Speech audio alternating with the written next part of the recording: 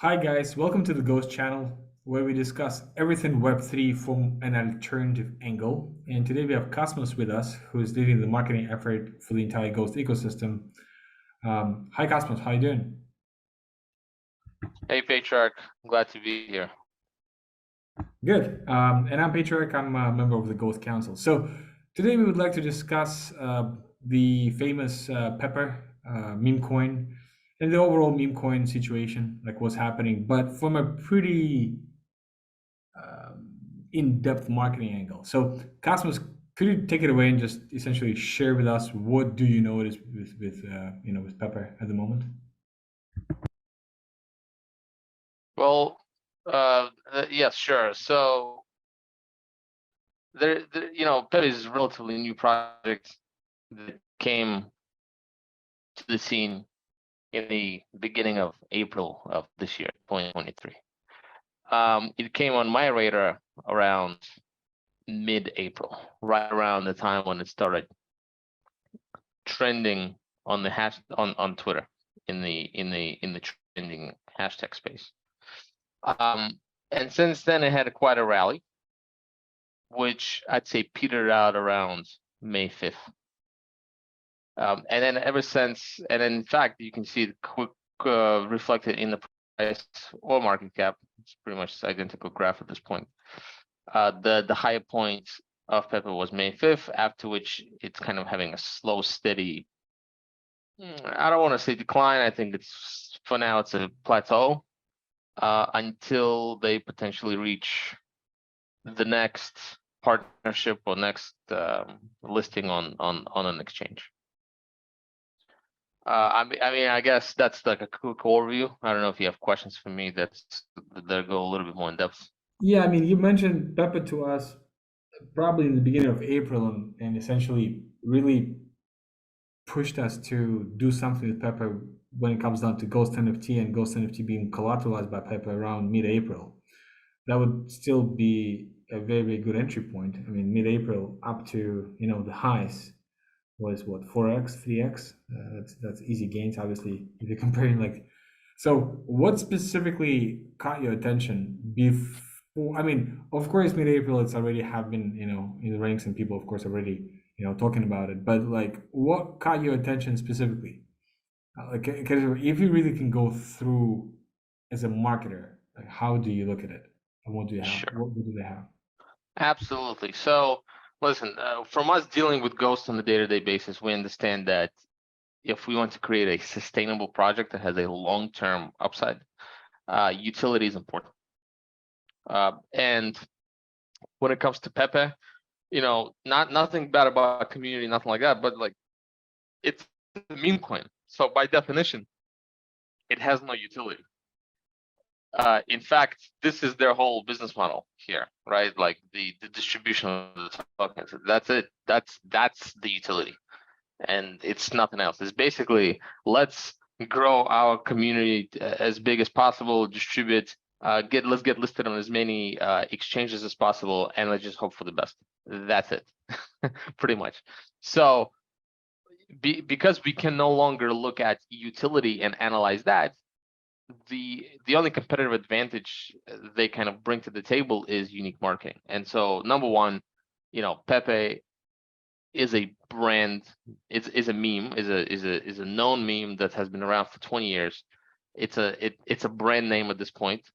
So, and while there's a few other PEPE tokens out there, let's just quickly show you guys. Like here, there's like at least 6 or 7. If you go to CoinGecko and I'm searching here for PEPE, at least 7 of different PEPE tokens popping up that have been in existence since the time of the memoriam. This PEPE token happened to hit it, and I think there's few reasons why that happened. Again, PEPE itself is a brand, so that alone puts them in a quite special place where half of the work is already done because people know that brand. But second, what they have is a great marketing strategy, right? So their biggest marketing channel is Twitter, obviously. When I first kind of seen it, they were at about 50,000 followers, right? They're now almost hitting 300,000 follower mark. But what they put, in my mind, differentiated their marketing strategy from many other Web3 projects that have utility and don't have utility is the marketing. They had a unique, just an aggressive Twitter editorial calendar where they would put out a unique art every, probably two to three times a day. And being like we recently created our own collection, right? The John McAfee Legacy NFT collection. So we are no strangers to creating art. To create good quality art, it either costs a lot of money or it takes a lot of effort. So when I saw the beautiful union between the brand and these unique memes that would go live 2 to 3 times a day, and every day they're unique, I saw that there's a team behind the project that clearly cares about the direction of the project. So when I saw them trending, I saw this cool marketing strategy. I saw the alignment between the brand and that particular strategy. I knew that there's definitely going to be an upside for this project.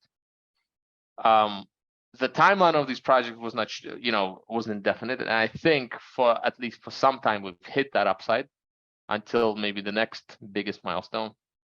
But that's where we are now, which is we've hit this upside here on May 5th. Now it's plateau until the next big event.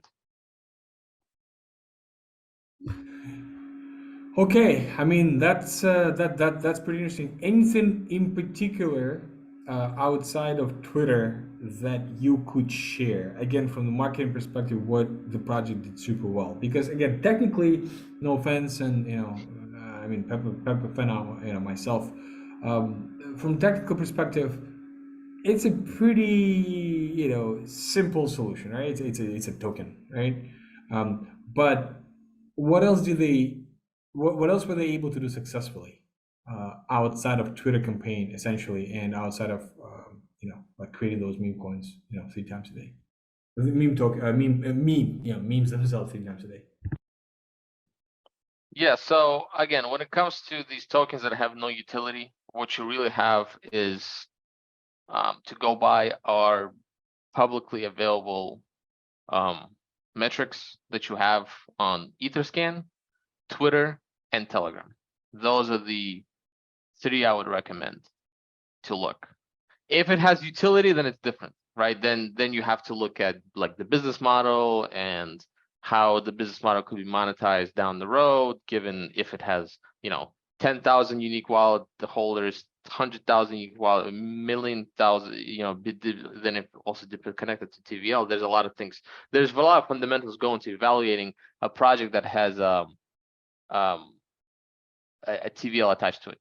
But when it comes to a simple meme token like PEPE, it's pretty much marketing oriented KPIs like Twitter, Telegram, and maybe the unique wallet holders on Etherscan. As long as those 3 indicators all go up in unison, then there, nothing is for certain here, and don't take this as financial advice, but it's it's definitely an indicator that there's going to be an upward trajectory to the price and the market cap of that particular token. For now, though, we see a huge disconnect. Like, yes, the holders are kind of increasing, but they're not really. Look, every day they're kind of increasing by a couple of thousand. Frankly, for a token that is in probably top 100 projects at the moment, I don't think that's a big increase for every single day. This increase should be higher. When it comes to the Twitter followers, you can clearly see the graph. There's a huge drop off. They've been gaining a massive steam up until May 5th. And then after May 5th, the growth slowed. And so these stats are kind of go in unison with the actual performance and the actual price of that token itself. Up to the May 5th, there was a huge rally. And then after the May 5th, there was somewhat a steady, controlled decline. And I think, with these guys, the next big milestone, the thing you can hope for happen for this community and for this token are integrations on the exchange. The more exchanges they're on, the more communities this particular token will be able to tap into, and hence this will contribute to the growing market cap. Yeah, which is nice, especially since all these integrations are, for the most part, happening seems like organically, and would be interesting to learn if that is really organic, or do members of the Pepper team behind Pepper actually contributing, something to get listed on some of these chains, including Binance Chain and so on and so forth. Or maybe this is just peer pressure, from the users who want to get access, and exchanges just taking this as a financial opportunity to take, to earn fees. That was a super cool episode, and great analysis. And thank you so much, Cosmos. Really appreciate it. So this is it. See you guys in the next video. Thank you. Thank you, guys. Bye.